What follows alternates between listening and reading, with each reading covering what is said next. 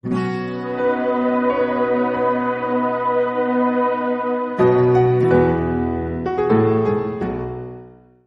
the Lord, everyone. I welcome you, Peace in the Lord channel once again. आज एक विशेष topic के साथ आपके सामने उपस्थित हूँ। टॉपिक का नाम है कालवरी प्रभु यीशु मसीह के लिए क्या था। What was the Calvary for Lord Jesus Christ? वचन पढ़ना चाहूंगा।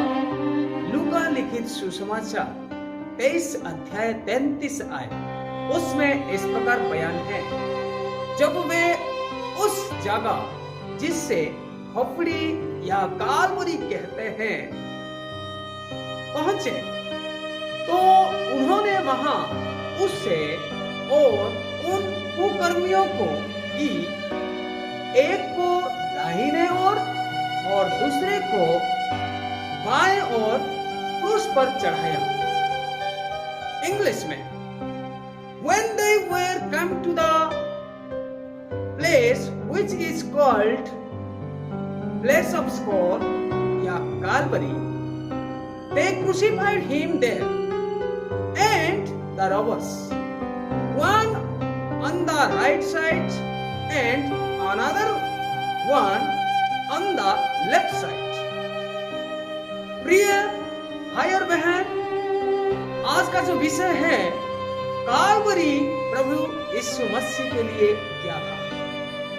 सबसे पहले हमको ये जानकारी होना चाहिए कि कालवरी क्या है।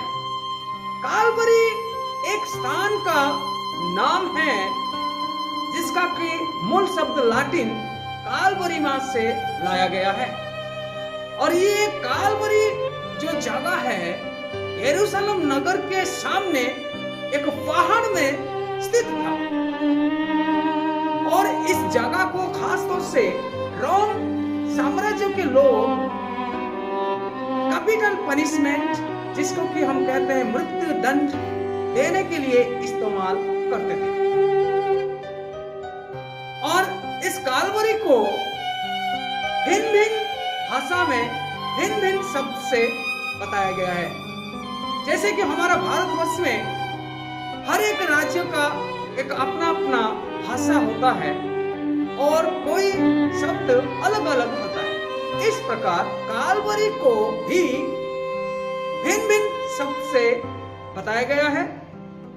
लाटिन भाषा में जैसे कि मैंने बताया है कि कालवरीमा,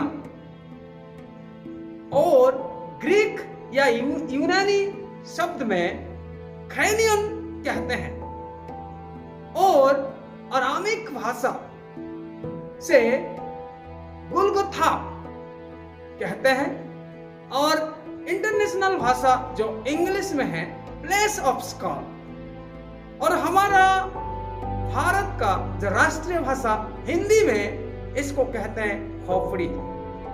और मैं उड़ीसा का रहने वाला हूं, और ओडिया भाषा के अनुसार इसको कहते हैं कपाल स्थल। इस प्रकार तरह तरह शब्द से इस कालवरी को जताया गया या बताया गया है। परंतु ये जगह वो जगह है, इस जगह को खोपड़ी या प्लेस ऑफ स्कूल क्यों कहते हैं? When the archaeologists were discovering that place, on that time mostly they found skeleton, bones, foreheads, also skulls। यानी कि जब वो भूमि खनन करने वाले उस जगह का तलाश किए थे, तो उसी समय बहुत सारे कंकाल, हड्डियां और जो खोपड़ी है ज्यादा से ज्यादा वहां पर मिला। इसीलिए इस जगह को प्लेस ऑफ स्कॉल या खोपड़ी कहा जाता है। मेरे प्यारे भाई बहन, इस जगह में प्रभु यीशु मसीह सूली पर कुर्बान हुए थे, क्योंकि जो वचन को हमने पढ़ा, जो रोम सम्राट के लोग या साम्राज्यों के लोग प्रभु यीशु मसीह को उस कालवरी पहाड़ में लेकर आए और वहां पर उनके साथ दो उपद्रवियों या दो डाकुओं को सूली पर चढ़ा दिया। इसीलिए सबसे पहली बात तो है कालवरी प्रभु यीशु मसीह के लिए एक कुर्बान होने का जगह था। कुर्बान कौन होते हैं? जो कि जघन्य पाप करता है, जो पाप के लिए ही वो आखिरी में इस नतीजा में आ जाता है कि वो सूली पे कुर्बान होकर उनको खत्म होना। और प्रभु यीशु मसीह इस जगह में कुर्बान हुए। क्या प्रभु यीशु मसीह ऐसा पाप किए थे क्या कि वो कुर्बान हुए? क्योंकि बाइबल में बताया गया है, या स्वयं प्रभु यीशु के मसीह के बारे में अगर हम देखते हैं, बाइबल बताता है कि वो थोड़ी सी भी पाप नहीं किया है। कुरिन्थियों मंडली को संत पौलुस ऐसे बयान करता है कि वो पाप के बारे में अज्ञात थे। अगर हम दूसरा कुरिन्थियों 5 अध्याय 21 आयत को पढ़ते हैं तो उसमें ऐसे लिखा है, जो पाप से अज्ञात था उसी को उसने हमारे पाप ठहराया कि हम उसमें होकर परमेश्वर की धार्मिकता बन जाए। मेरे प्यारे भाई बहन, वो पाप क्या है उसके बारे में वो जानकारी नहीं रखते थे, यानी कि अज्ञात थे। वो ऐसे कोई बातें जो है, जो पाप का विषय, वो कभी भी नहीं किया और वो पाप के बारे में अज्ञात थे, परंतु वो सूली पर कुर्बान हुए, जिसके बारे में पतरस भी कहता है, पहला पतरस 2:22 में, ना तो उसने पाप किया और ना उसके मुंह से छल की बात निकली। यानी कि प्रभु यीशु मसीह कभी भी पाप नहीं किया या उनके मुंह से कभी भी छल की बात नहीं निकली। और जब प्रभु यीशु मसीह को सूली पर कुर्बान होने से पहले उस समय के जो सम्राट है, उस समय के जो गवर्नर है, वे भी खोल ताल किए। पिलातुस भी यीशु मसीह के बारे में जब खोल ताल किया तो उनके बारे में थोड़ी सी बात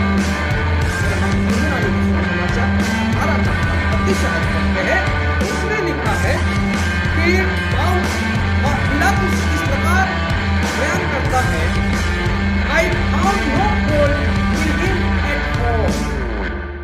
मैं तो उसमें कुछ दोष नहीं पाया। यानी कि प्रभु यीशु मसीह के बारे में थोड़ी सी भी पाप के विषय या दोष को पाया नहीं। परंतु प्रभु यीशु मसीह आपका और मेरा, समग्र संसार के लोगों का पाप को वो अपने ऊपर लेकर सूली पर कुर्बान हुए।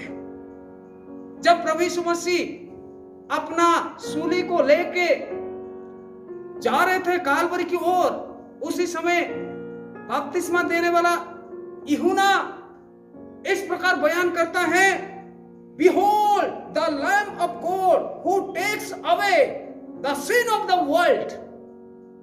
देखो ये परमेश्वर का मेमना जो जगत का पाप उठा ले जा रहा है।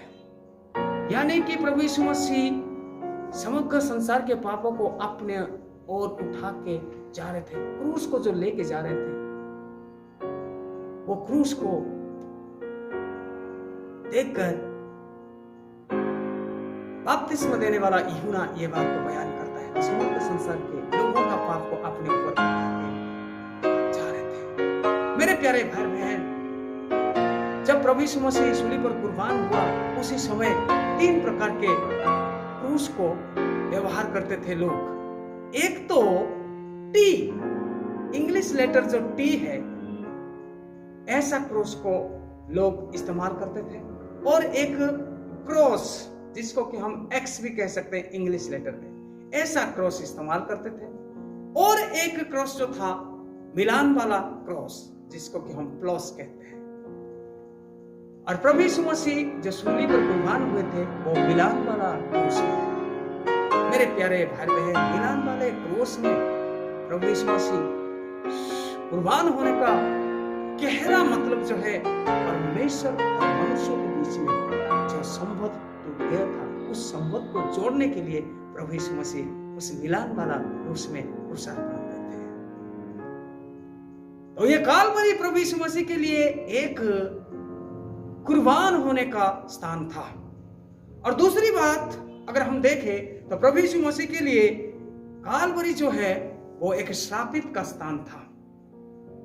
अगर हम गलातिय पत्री 3 अध्याय 13 आयत पढ़ते हैं तो उसमें लिखा है, मसीह ने जो हमारे लिए श्रापित बना, हमें मोल लेकर व्यवस्था की पाप से छुड़ाया, क्योंकि लिखा है जो कोई लटकाया जाता है वो श्रापित है। यानी कि उस समय जो कोई लकड़ी के ऊपर लटकाया जाता है वो श्रापित करके वचन कहता है। अगर व्यवस्था विवरण 21 का 22 और 23 आयत देखते हैं तो वहां पर भी जो जघन्य पाप या श्रापित होता है वे लोग लटकाए जाते यानी कि लकड़ी के ऊपर, तो उनको श्रापित कहा जाता था। प्रभु यीशु मसीह कभी भी श्रापित नहीं है क्योंकि वो निष्पापी है, परंतु समग्र संसार का श्राप को वो अपने ऊपर लिए और वो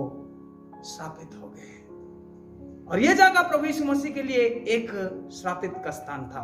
और तीसरी बात है, ये कालवरी प्रभु यीशु मसीह के लिए एक विच्छेद होने का स्थान था, विच्छेद परमेश्वर के साथ।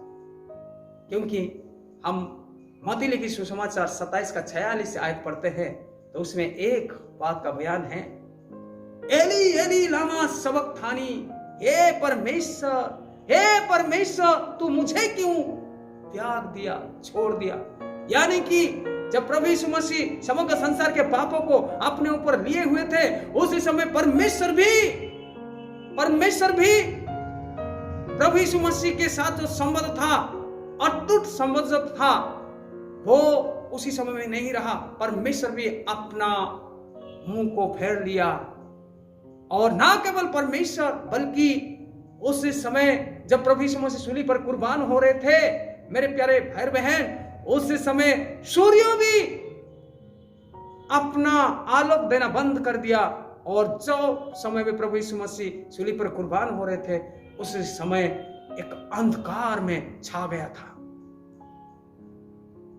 तो मेरे प्यारे भाई बहन, इससे पता चलता है कि प्रभु यीशु मसीह एक विच्छेद जो परमेश्वर के साथ आदि पुस्तक से लेकर प्रकाशित पुस्तक तक जो उनका अटूट संबंध है, थोड़ी देर के लिए टूट गया था।